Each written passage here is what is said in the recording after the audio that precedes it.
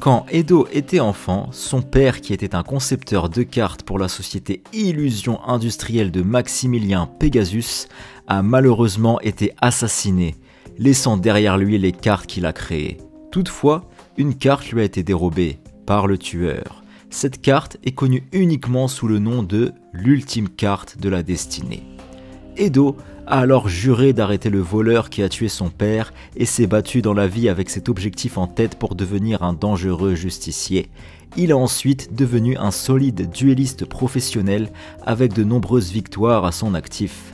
Cet incroyable mental de champion qui est motivé par la vengeance.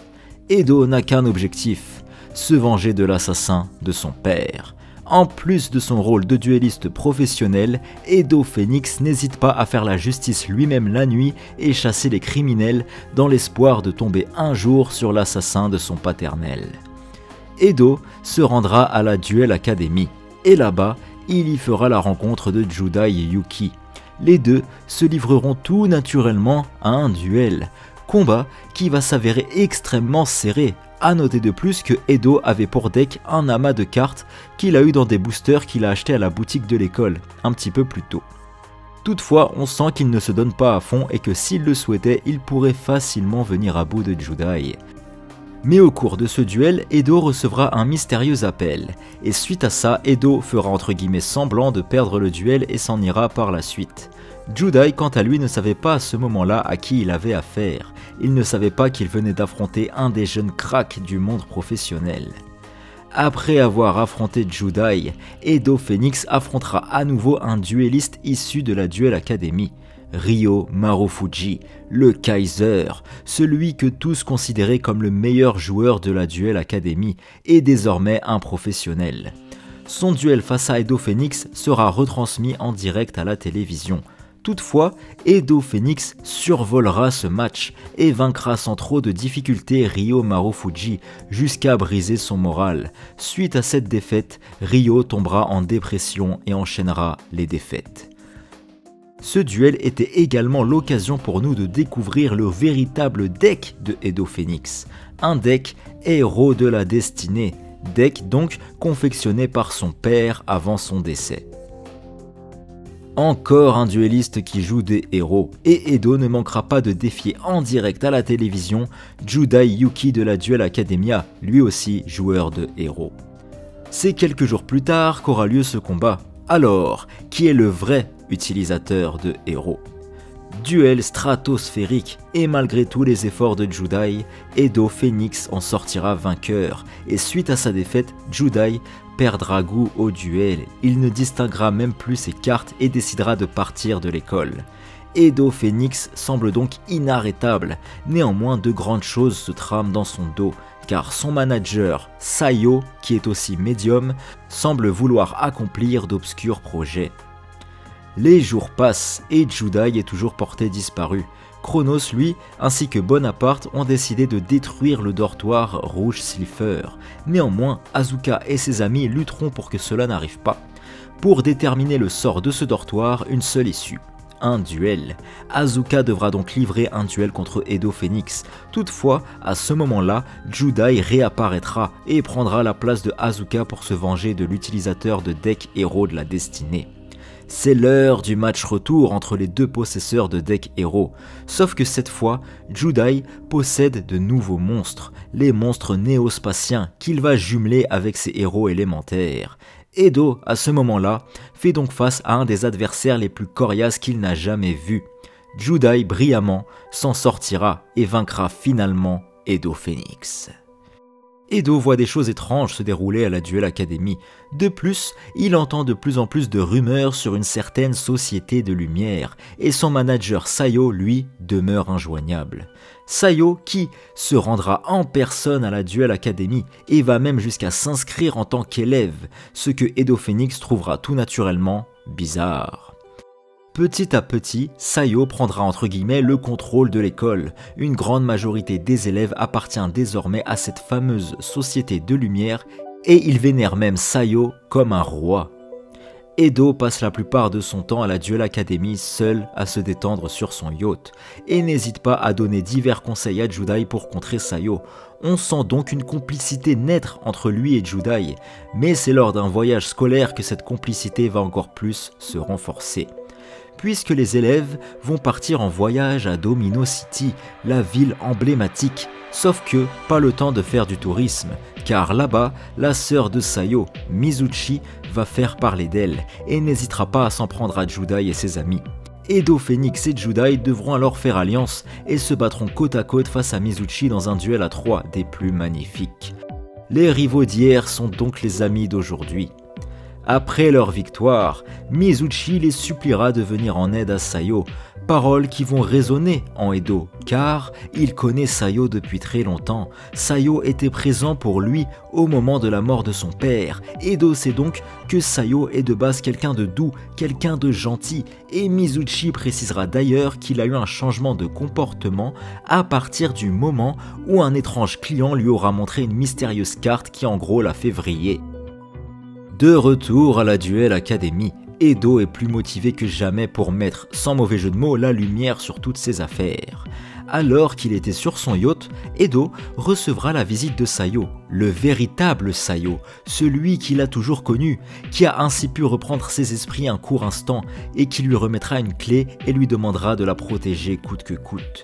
Cette clé peut permettre d'activer un satellite qui permettrait au mauvais côté de Sayo de détruire l'humanité. La bonne âme de Sayo remettra aussi la deuxième clé à Judai et Yuki. Les deux détenteurs de deck héros sont donc liés par le destin.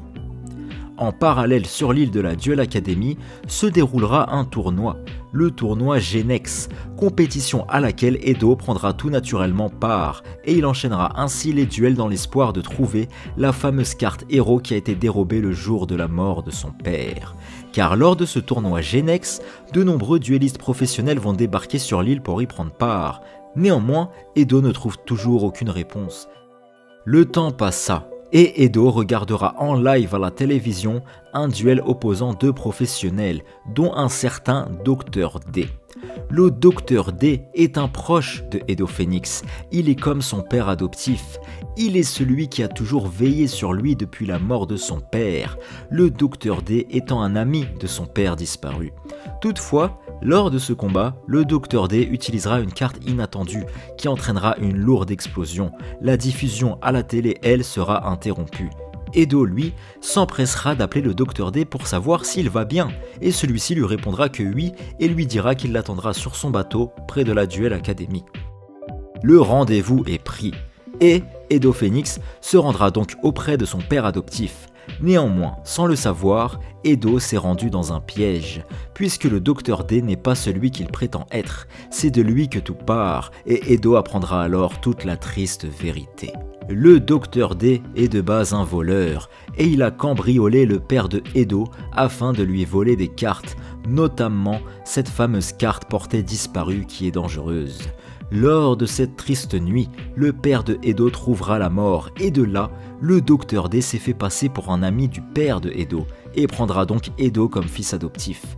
Depuis le départ, le Dr D ne faisait que se jouer du pauvre Edo Phoenix. Il lui a menti et est surtout l'assassin de son père. Edo Phoenix a donc passé une grande partie de sa vie à rechercher quelqu'un qui, en réalité, se trouvait tout près de lui. Notre héros tombe de très très haut et la chute est rude. Néanmoins, tout un tas de sentiments se mêlera en Edo et il prendra son courage à deux mains et affrontera en duel le Dr D. Et prendra ainsi les devants en jouant la prison de la tour de l'horloge, Dogma héros de la destinée ainsi que Pioche de la destinée. Néanmoins, ce combat s'avère beaucoup trop dur pour Edo, tant sur le plan émotionnel que sur le plan du jeu. Et ça deviendra encore plus compliqué lorsque le Dr D jouera Plasma héros de la destinée, la fameuse carte à l'origine de tout. Toutefois, Edo réussira à discuter avec l'esprit de son père, ce qui apaisera son cœur et lui donnera le courage d'aller de l'avant. Et il réussira finalement à venir à bout du Dr D. Il s'est enfin vengé. Il peut ainsi faire le deuil de son passé tragique et avancer dans la vie désormais. Après cette victoire, le bateau du Dr D explosera et celui-ci trouvera la mort. Edo, lui, réussira à s'enfuir et se rendra sur l'île de la Duel Academy car il lui reste encore une chose à accomplir, affronter Sayo. Chose qu'il va faire, et au cours de ce combat, Edo sera assisté par le bon côté de Sayo. Edo va dépasser ses limites et livrer sûrement son plus beau combat. Mais malheureusement, tout cela ne suffira pas et Edo échouera. Le monde est en danger, il ne reste plus qu'un seul espoir, Judai Yuki. Judai Yuki qui réussira à vaincre Sayo et ainsi sauver le monde. Suite à cela, Sayo reprendra ses esprits et redeviendra l'être pur et gentil qu'il a toujours été. Cela va déjà faire 1 an depuis que Edo a posé ses pieds sur le sol de la Duel Academy. Et pour cette nouvelle rentrée, notre héros se rendra à nouveau sur l'île pour voir à l'œuvre un nouvel élève, un certain Johan Henderson. Johan Henderson, l'enfant prodige à qui Maximilien Pegasus a légué les fameuses cartes bêtes cristallines. Au cours de l'année, de nombreux événements paranormaux se dérouleront sur l'île de la Duel Academy, et après plusieurs péripéties, Johan Henderson se retrouvera prisonnier dans une autre dimension. Judai et ses amis iront donc le chercher, et Edo Phoenix fera lui aussi partie du voyage. Il arrivera ainsi dans une autre dimension. Dans ce monde, les monstres y font la loi et y sèment la terreur. Dans cette dimension, Edo, pour protéger ses amis, devra un moment faire face à un duelliste surpuissant, un certain Amon Garam. Amon Garam avait rejoint la Duel Academy cette année, sauf que celui-ci n'était pas clair et possédait en lui d'obscurs projets. Malheureusement, Edo va perdre, car Amon Garam aura réussi à invoquer le monstre le plus puissant de tous les temps, Exodia le maudit. Suite à cette défaite, Edo disparaîtra et sera laissé pour mort. Néanmoins, il refera son apparition à la Duel Academy après que Judai eut vaincu Yubel dans l'autre monde. Edo peut désormais reprendre sa vie de duelliste professionnel avec comme objectif de toujours viser plus haut, atteindre les sommets et devenir le meilleur duelliste du monde.